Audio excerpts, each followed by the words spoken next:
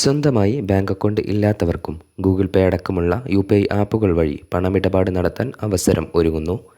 ഇതിനായി UPI circle എന്ന പുതിയ സേവനം national payments corporation of India അഥവാ NPCI അവതരിപ്പിച്ചു.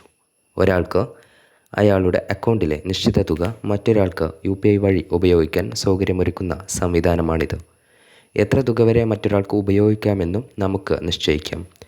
കുട്ടികൾക്ക് രക്ഷിതാക്കളുടെ ബാങ്ക് അക്കൗണ്ട് ഉപയോഗിച്ച് സ്വന്തം ഫോണിൽ യു.പി.ഐ ആപ്പ് വഴി പണമിടപാട് നടത്താൻ ഇതോടെ വഴിയൊരുങ്ങും.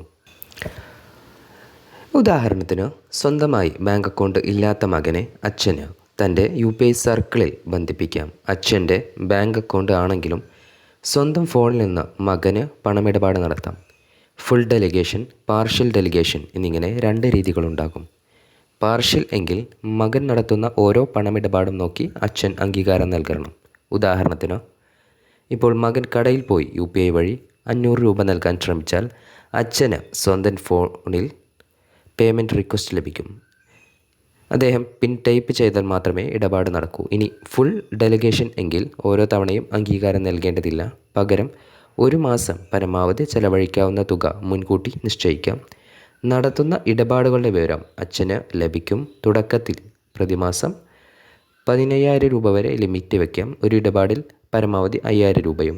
ബന്ധുക്കൾക്ക് പുറമെ സുഹൃത്തുക്കൾ, സഹപ്രവർത്തകർ അടക്കം ആരെയും ഇത്തരത്തിൽ ഒരാളുടെ യു.പി.ഐ സർക്കിളുമായി ബന്ധിപ്പിക്കാം. ഒരു സമയം 5 പേരെ ഇത്തരത്തിൽ ചേർക്കാം.